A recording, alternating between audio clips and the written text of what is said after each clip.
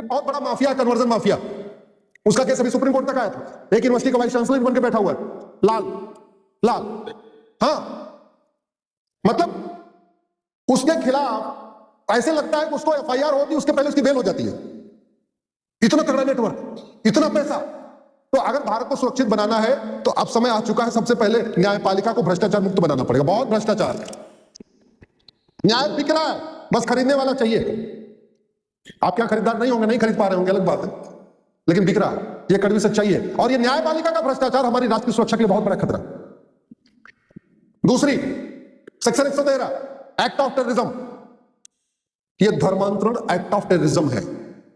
मुगल क्या करने आए थे, जोर से बोलिए जरा। सत्ता के लिए नहीं आए थे, ये हमें झूठ पढ़ाया गया। मुगलों का लक्ष्य था यहां कन्वर्जन करना।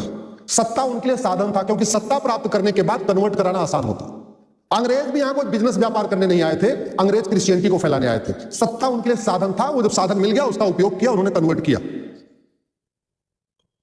सेक्शन 147 वेजिंग वॉर, धर्मांतरण से बड़ा वेजिंग वॉर क्या है।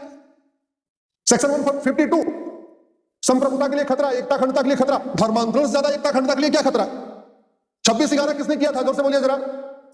किसने किया था? नहीं, शब्द ठीक उपयोग करिए, कन्वर्टेड हिंदू ने।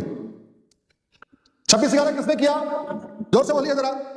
अल फलाह के डॉक्टर कौन है? अफजल गुरु कौन था? बुरहान वानी कौन था? याकूब मेनन कौन था? लफ्ज जिहाद कौन करते हैं?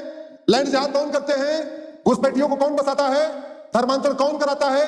अरे जब भारत में सारी की सारी अराजकता कन्वर्टेड हिंदू ही कर रहे हैं, वो कन्वर्ट होते ही हिंदुओं के दुश्मन बन जा रहे हैं, तो भारत के लिए सबसे बड़ा कन्वर्जन है, खतरा कन्वर्जन है कि नहीं है? स्वामी विवेकानंद जी कहते थे, एक हिंदू कन्वर्ट होता है, एक हिंदू कम नहीं होता, बल्कि हिंदुओं का एक नया दुश्मन पैदा हो जाता है। इस कन्वर्जन को कौन रोकेगा? चिंतन मंथन करने से, सेमिनार करने से, कॉन्क्लेव करने से, प्रेस कॉन्फ्रेंस करने से, टीवी पे बहस करने से, अखबार में लेख लिखने से, अखबार में खबर छपने से धर्मांतरण रुक जाएगा क्या? नहीं।